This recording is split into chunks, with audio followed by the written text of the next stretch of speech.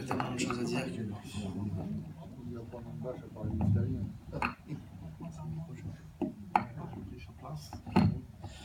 Ben moi, j'étais déjà venu 3 fois en Israël, c'est la 4e fois.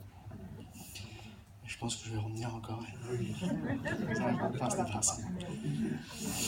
Ben, avant de venir ici, moi, je devais pas venir parce que j'avais déjà venu 3 fois.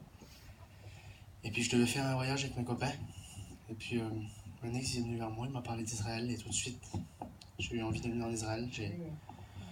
J'ai annulé avec mes copains, je suis venu ici, mais j'avais pas forcément quelque chose à demander à Dieu. Puis j'ai réalisé avant de venir que si j'avais quelque chose à demander, mais j'avais peur des réponses.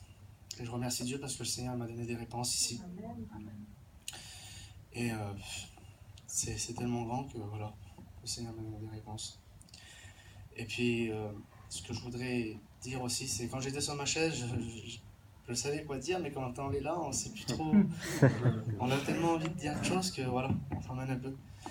Je voudrais remercier les serviteurs, moi, chinois, Jonito, Manix. Vous avez été, je sais pas, il n'y a pas de mots pour dire l'aide que vous êtes pour nous. Je vous aime. C'est vrai. Et puis moi, je suis un jeune, et on a beaucoup à apprendre, et vous êtes des réels exemples, les autres serviteurs de Dieu aussi. Vous êtes des réels exemples, je vous remercie pour la liberté, parce que moi, je vais tout le temps vers les serviteurs, c'est vrai, on pourrait être un petit peu résémène. Moi, je suis plus jeune que toi, mais c'est vrai, je suis plus résémène que toi encore. D'aller vers les serviteurs et demander, mais Seigneur Jésus, on se sent tellement libre et tellement bien avec vous que c'est incroyable. Vous pousse, Christophe, je vous aime, mais je peux même pas vous dire comment. Vous êtes un exemple pour moi, c'est incroyable. Et tous les autres avec, moi, je vous le dis, je suis jeune, je vous oublierai pas. Si vous perdez la mémoire, moi, je la perds pas. Et quand je vous verrai, c'est pas vous qui viendrez vers moi, c'est moi qui viendrai vers vous. Vous dire bonjour. Amen. Et puis, je sais pas, j'ai été... à chaque fois que je suis venu en Israël, j'ai été béni.